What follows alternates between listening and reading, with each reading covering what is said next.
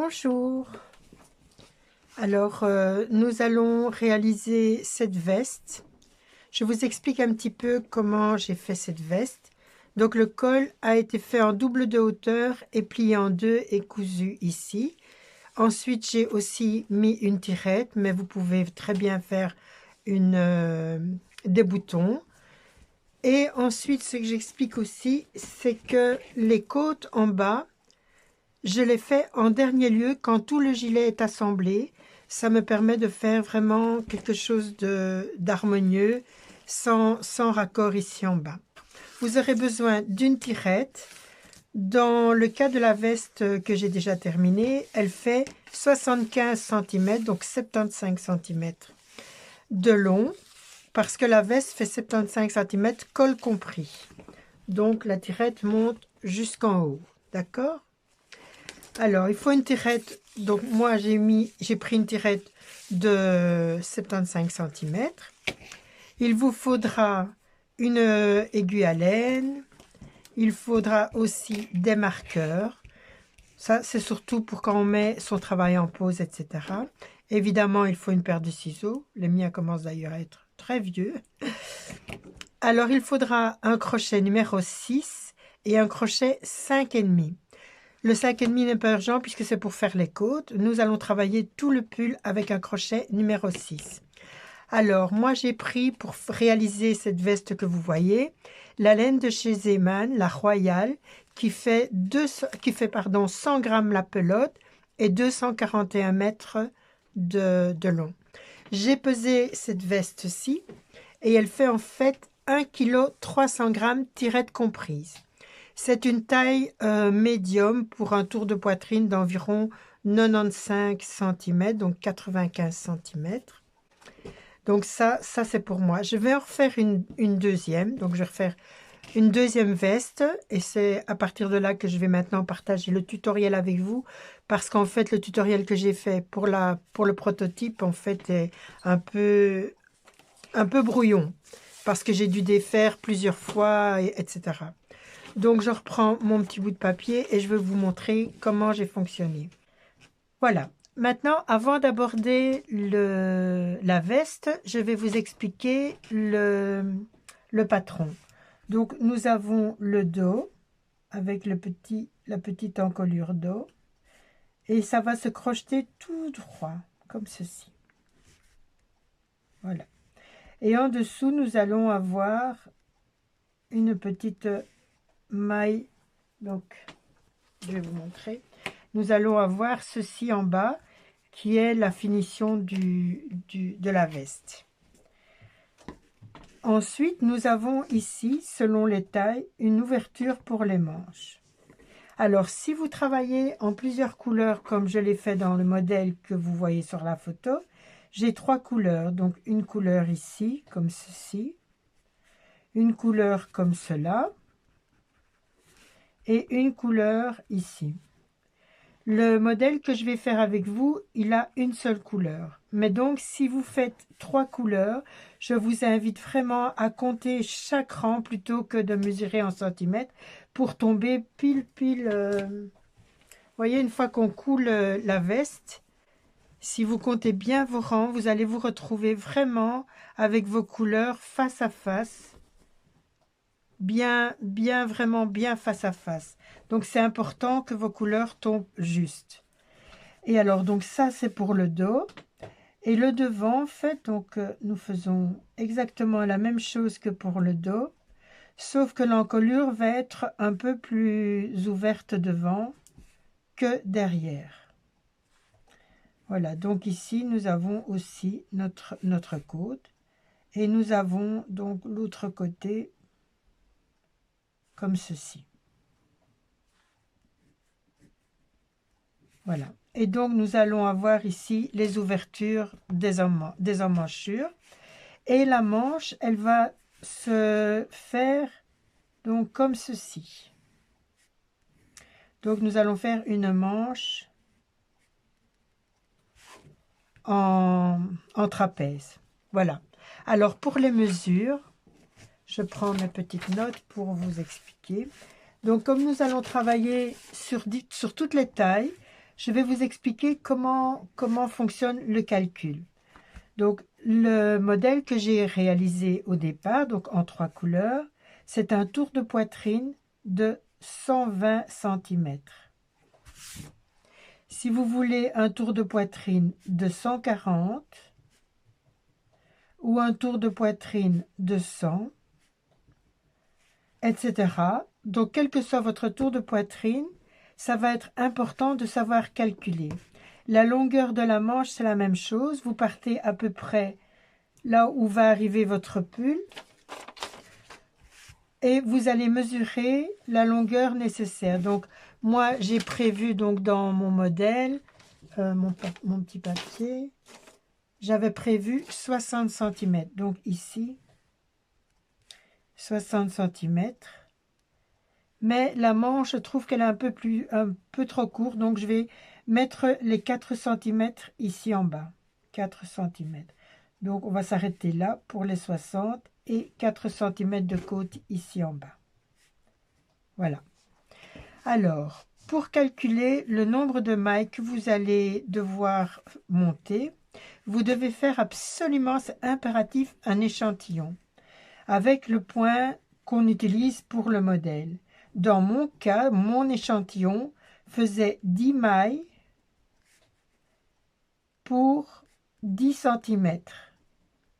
Dans ce cas-ci, ça va être vraiment très facile à calculer, puisque pour 20 mailles, j'obtiens 20 cm. Pour 30 mailles, j'obtiens 30 cm, etc. Si vous avez, par exemple, 15 mailles pour 10 cm, pour savoir pour 30 cm, vous devrez faire 15 multiplié par 3.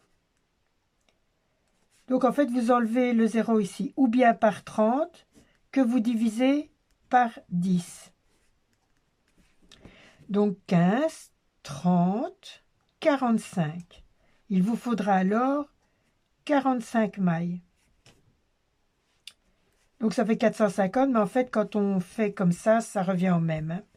Donc, si vous faites, par exemple, 15 mailles pour, on va dire, 75 ou 75 cm, que vous le divisez par 10, vous pouvez enlever le 0 comme on apprend à l'école primaire. Hein.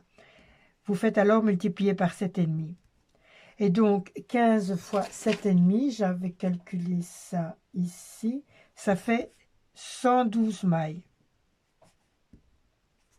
Et vous obtenez alors vos 75, vos 75 cm. Donc, c'est très très simple. D'après votre échantillon, selon le nombre de mailles pour 10 cm, il vous suffit simplement de multiplier le nombre de mailles par la mesure en largeur que vous souhaitez obtenir. Donc, je donne encore un exemple. S'il vous fallait 20 mailles et que vous voulez faire 110 cm, vous le divisez par 10, vous faites 20 fois 11, ça fait 220 mailles si ma mémoire est bonne. 220 mailles à monter. D'accord? Voilà, maintenant nous allons nous attaquer à ceci. Donc moi j'ai prévu un total sans le col de 60 cm. Donc après on va avoir le col qui va venir se mettre ici autour. Donc ça on ne le mesure pas ici, puisque le col se fera après. Ça va? Donc comme je vous ai dit, le col va se crocheter à la hauteur que vous souhaitez et plier en deux. Donc pour la taille que j'ai fait ici en 120, j'ai fait une encolure. Donc ici je vais devoir le faire encolure. Je vais l'écrire en entier. Encolure. Donc pour le tour de poitrine de 120, j'ai pris donc ici 18 mailles pour l'encolure dos et donc 9 et 9 donc pour l'encolure, hein, 18 mailles. Pour le tour de poitrine 140, il va falloir enlever 22 mailles. Donc 22 ici et 11 de chaque côté ici. Et pour un tour de poitrine de 100, je vous invite à faire la même chose au nombre de mailles que pour le 120, pour que votre cou soit quand même à l'aise. Parce que dans mon cas, on pourrait même mettre 20 ici, parce que mon cou est fin et il peut être un peu serré pour les personnes. Donc, on va faire 18, 20 et 22. Donc ici, on va laisser 22 mailles pour la taille 1, 20 mailles pour la taille 2 et 18 mailles pour la taille 3. On va faire 1, 2, 3. La hauteur, ça va vraiment dépendre de vos goûts. Donc moi, je fais 1,60 m de haut et vous avez vu la photo. Donc moi, elle arrive à peu près à hauteur des hanches, un peu au-dessus des fesses et en dessous des hanches. Et alors ici, je trouvais que mes manches étaient un petit peu trop courtes, donc j'avais fait 60. Donc je vais faire 64 cette fois-ci, puisque je vais faire la veste que je vais faire maintenant. Pour ma petite fille qui a la même taille que moi, elle fait aussi 1,60 m. Voilà, donc je vais faire donc cette taille-ci pour elle. Et donc, ce que je vous invite à faire maintenant, c'est faire votre échantillon.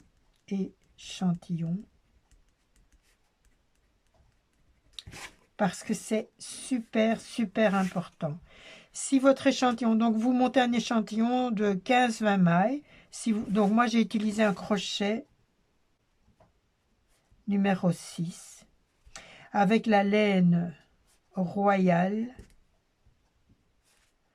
de chez Zeman, Ça va? Et donc j'ai utilisé 2 fils pour faire le chiné. Donc ces 2 fils, hein. Ça va? Voilà, donc je vous laisse avec le tuto. J'espère avoir été clair. Si vous avez encore des questions, n'hésitez pas. Les commentaires sous la vidéo sont faits pour ça. Vous avez la possibilité de me poser des questions si jamais j'étais un petit peu trop brouillon dans mes explications. Voilà, donc c'est parti pour le tutoriel et bon travail à tous et à toutes. Alors, je vous explique le point. Donc, on monte le nombre de mailles dont on a besoin. Donc, peu importe que ce soit un chiffre pair ou un chiffre impair, ce sera parfait pour le motif. Alors, on fait une maille en l'air pour tourner et on fait une maille serrée dans chaque maille en l'air de la chaînette. Une maille serrée dans chaque maille en l'air de la chaînette.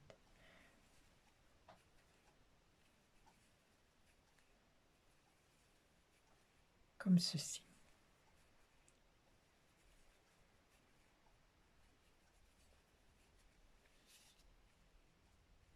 Voilà. Donc, une fois qu'on a fait le premier rang de mailles serrées, on fait une maille en l'air, on tourne. Alors, dans la première maille serrée, on fait une maille serrée normale. Dans la maille serrée suivante, on ne la fait pas dans la maille, mais là où on a pris la maille serrée, donc dans la maille en l'air de la chaînette. Ensuite, on fait une maille serrée normale dans la maille serrée suivante. Dans la maille serrée suivante, on va dans la maille en l'air, donc au pied de la maille serrée du rang précédent. Une fois qu'on a fait une grande, on fait une petite maille serrée, c'est-à-dire qu'on la prend... Oula, je vais éternuer. Pardon. Donc, je continue. On a fait une petite maille serrée, on va en faire une grande. La grande, c'est-à-dire qu'on la prend au pied de la maille serrée du rang précédent. Et comme c'est le premier rang, on va dans la maille en l'air. Ensuite, on va dans la maille serrée suivante. Ensuite, on fait une grande en piquant dans la maille en l'air. Alors, mettez toujours bien votre ouvrage droit pour ne pas piquer ici, mais bien dans la maille serrée suivante. Ensuite, vous faites une maille serrée en piquant au pied de la maille serrée du rang précédent. Vous faites une maille serrée normale. Une grande maille serrée, donc en piquant dans la maille en l'air. et une maille serrée normale. Alors, si vous avez un chiffre pair ou un chiffre impair, vous n'allez pas finir toujours de la même. Soit vous allez finir avec une grande maille, soit vous allez finir avec une courte. Donc, je vous montre. Vous faites une maille en l'air pour tourner. Si vous avez terminé avec une courte maille serrée, vous allez faire une grande maille serrée. Donc, vous allez piquer au pied de la maille serrée du rang précédent. Donc, si je pique ici au pied de la maille serrée, j'arrive au pied de la maille serrée du rang précédent. Donc, ça, c'est une grande maille serrée. La suivante, c'est une grande maille serrée. Donc, on fait une petite. On pique entre le V ici. Ensuite, on a le V là et on a une petite ici. Et la petite a fait un petit trou. Eh bien, on va piquer au même endroit, dans le petit trou. Ensuite, on va faire une petite maille serrée. Donc, on fait une grande, puis une petite, une grande, une petite. Ici, on a un petit trou. Donc là, on a le grand V. Là, on a un petit trou. On pique dans le petit trou et on fait une grande maille serrée. On a fait une grande, on fait une petite en piquant dans le V ici. On a une petite, on fait une grande. On a une grande, on fait une petite. Donc, c'est toujours des mailles serrées, mais une fois, on va la prendre en dessous de la maille serrée du rang précédent. Et l'autre fois, on va la prendre dans la grande, donc au milieu de la grande du rang précédent. Donc, on alterne comme ça, une fois sur deux, nos mailles serrées. Et on termine, donc ici, dans mon cas ici, j'ai commencé avec une petite, mon rang précédent. Eh bien, comme j'ai une petite ici, je dois finir avec une grande. Voilà. J'ai fini avec une grande, je fais une maille en l'air. Je tourne et je commence avec une petite maille serrée. Ensuite, je fais une grande maille serrée, puis une petite maille serrée. Et on fait comme ça, au fur et à mesure, une fois sur deux. Donc, quand vous voyez une grande, vous faites une petite. Et quand vous voyez une petite, vous faites une grande en piquant au pied de la maille serrée du rang précédent. D'accord? Voilà. J'ai fait des maniques, donc j'ai fait une publication avec des maniques il y a à peu près un mois, avec ce même point. Donc si vous ne voyez pas bien, vous pouvez aller voir le tutoriel des maniques pour voir comment j'ai fait ce point, pour peut-être mieux comprendre comment j'ai fait. Donc ici, comme je travaille avec deux fils, c'est plus gros. Et les maniques, j'ai fait ce point-là aussi parce que c'est plus gros. J'ai travaillé avec deux fils et en plus c'est un point qui est assez gros. Donc pour faire une veste, c'est vraiment l'idéal. Pour faire des maniques, c'est aussi vraiment l'idéal. Voilà. Eh bien, je vous laisse avec le tutoriel et on se retrouve un peu plus tard. Merci. Alors pour terminer, ici j'ai monté, donc moi j'ai ici pour la taille 2, j'ai monté 60 mailles. Pour avoir mes 60 cm. Donc, comme je veux 140 cm, je dois déjà diviser par 2 puisque c'est 60 et 60, 60 devant, 60 derrière pour faire 120. Donc ici, je vais faire 70, donc je dois dire 70 parce que la majorité de mes personnes qui me suivent, c'est des Français. Donc 70, 70. Alors pour 70 mailles, pour 70 cm, j'ai monté 35 mailles. Donc je vous montre le calcul. Donc je vais mettre ici. Donc pour 70 cm,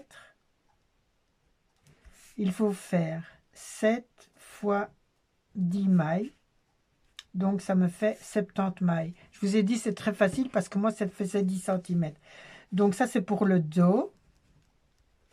Et pour un demi devant, on a 35 cm, donc 3,5 multiplié par 10 égale 35 mailles.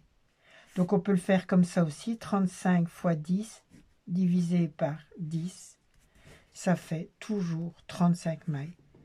Ça va, puisqu'en fait, voilà. Voilà.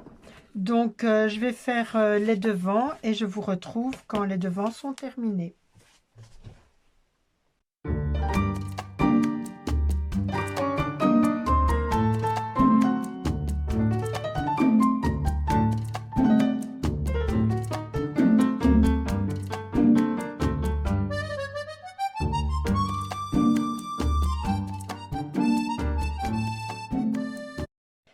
Alors voilà, une fois qu'on arrive au niveau de l'encolure, comme c'est le devant et que je fais la taille, donc 142 tours de poitrine, je vais laisser, donc j'avais dit pour le devant, on va laisser donc 11, 10 ou 9 mailles ici. La même chose de l'autre côté, 11, 10 et 9 mailles. Donc comme je fais cette taille-là, je vais laisser les 11 mailles. 1, donc ça c'est une maille, 2, 3, 4, 5, 6, 7, 8, 9, 10, 11. Je mets mon marqueur pour pas devoir tout recompter.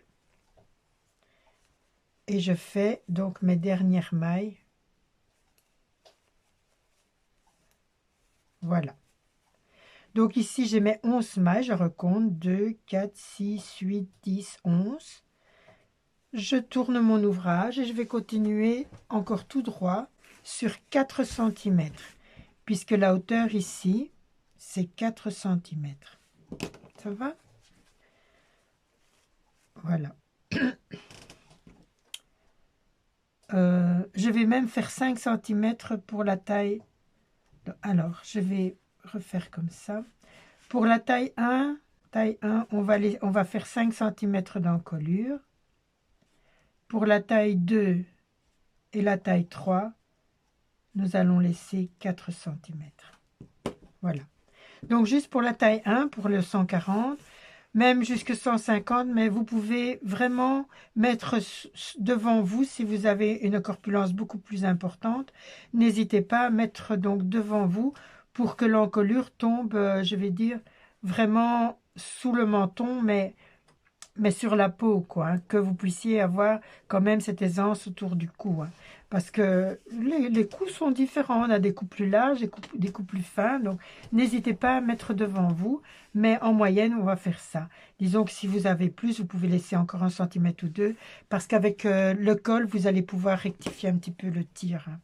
C'est l'avantage du crochet, c'est qu'on peut vraiment travailler presque sur mesure au fur et à mesure. C'est plus facile pour essayer que quand on travaille avec un tricot. Enfin, maintenant, avec les câbles, c'est plus facile pour essayer. Mais quand on peut essayer au fur et à mesure, c'est vraiment bien parce que ça permet d'être vraiment juste sur la taille de la personne. Alors, donc ici, j'ai tourné. Donc, j'ai laissé les 11 mailles. Et je vais faire une grande maille. Donc, une grande maille serrée. Une petite. Une grande. Et donc, je vais faire 5 cm et puis le devant sera terminé. Voilà, je vous retrouve à la fin de ce côté de la veste. Voilà, donc je vous montre, hein, j'ai mes 5 cm. En partant du bord ici, j'ai mes 5 cm pour l'encolure. Donc maintenant, je peux couper mon fil. Donc, je vais laisser un fil un peu plus long pour pouvoir coudre, en fait. Voilà.